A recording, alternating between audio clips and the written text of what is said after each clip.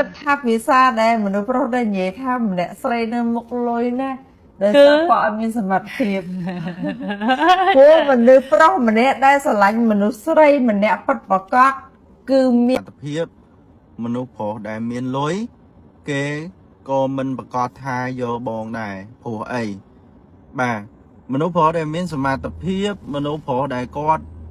អាចរលុយបានពេលខ្លះគាត់មិនយកទឹកលុយគាត់ទៅទិញក្តីស្រឡាញ់ទេគឺគាត់ចង់បានក្តីស្រឡាញ់មួយដែលពិតប្រាកដអានេះសម្រាប់មនុស្សជាដៃគូជីវិតរបស់គាត់ដែលគាត់គិតថាយកមែនតែនបាទលើកលែងថាមនុស្សប្រុសគាត់យកមនុស្សស្រីនឹងលេងសើចអានឹងអត់ដឹងទេប៉ុន្តែសម្រាប់ជីវិតមែនតែនបើជីវិតមែនតែនណាបងមនុស្សស្រីទោះបីជាស្អាតប៉ុណ្ណាក៏ដោយបាទរូបរាងនឹងល្អឆើតឆាយប៉ុណ្ណាក៏ដោយ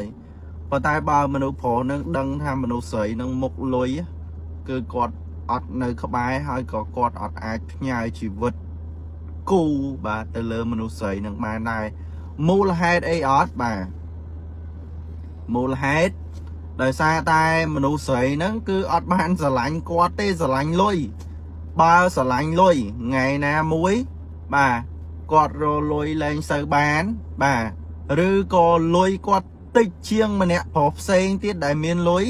បាទអញ្ចឹងមនុស្សស្រីម្នាក់ហ្នឹងអាចទៅតាមលុយឯងបាទព្រោះមនុស្សស្រីកាលដែលនៅមួយគាត់ហ្នឹងមិនមែននៅជាមួយគាត់ដោយក្តីស្រឡាញ់ពិតប្រាកដទេបាទគឺស្រឡាញ់ដោយសារតែបាទចង់បានលុយបាទអញ្ចឹងបើសិនជាមនុស្សប្រុសផ្សេងទៀតមានលុយច្រើនជាងបុគ្គលម្នាក់ហ្នឹងទៀតអញ្ចឹងមនុស្សស្រីម្នាក់ហ្នឹងប្រកាសណាហោះហើរទៅតាមមនុស្សប្រុសផ្សេងទៀតដែលមានលុយច្រើនជាងប្តីខ្លួនឯងហើយអញ្ចឹងបានខ្ញុំនិយាយថាមនុស្សប្រុសដែលគាត់មានសមត្ថភាពក៏មិនប្រកាសថាគាត់យកមនុស្សស្រីដែលគិតអំពីលុយជាធំហើយមានរូបរាងស្រស់ឆើតឆាយស្អាតប៉ុណ្ណាក៏ដោយទេបាទគឺគាត់អត់យកទេបាទរួមទាំងខ្ញុំម្នាក់ដែរហើយមួយទៀតបាទរឿងដែលបងនិយាយថាមនុស្សស្រីមុខលុយមនុស្សស្រីត្រូវតែរើសដៃគូជីវិតដែលមាន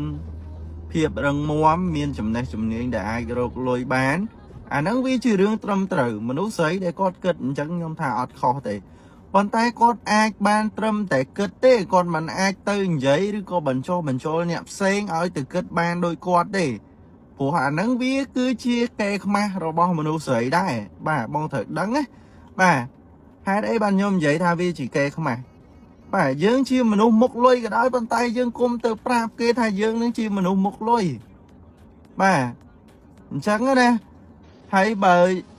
យើងដឹងថារូបរាងកាយយើងស្អាតយើងមិនអាចទៅស្រាតទីសាធារណៈឲ្យគេឃើញថារូបរាងកាយយើងស្អាតបានទេបាទអាហ្នឹងគឺអញ្ចឹងឯង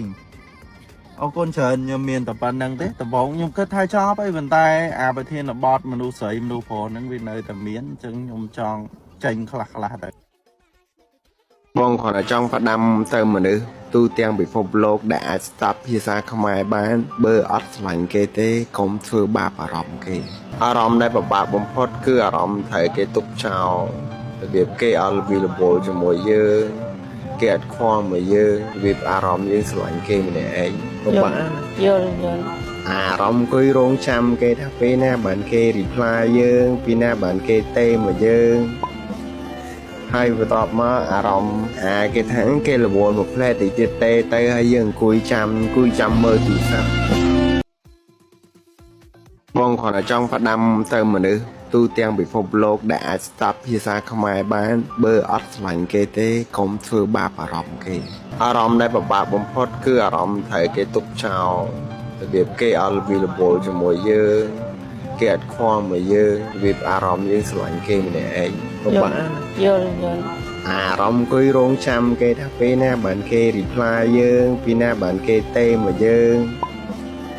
ហើយបន្ទាប់មកអារម្មណ៍គេថាគេរវល់មកផ្លែតិចទៀតទេទៅហើយយើងអង្គុយចាំមើលទូរស័ព្ទ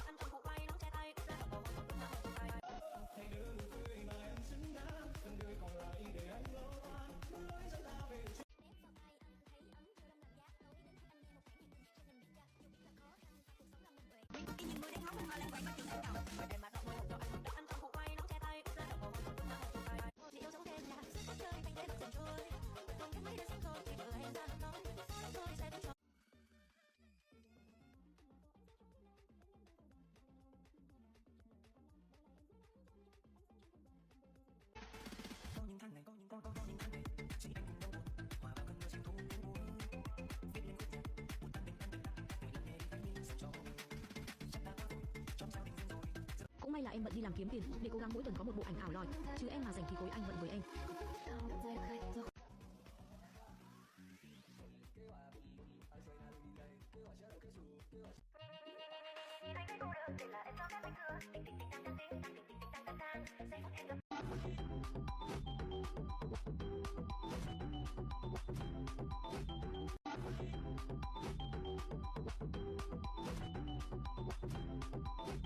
Anh xuất hiện như là story,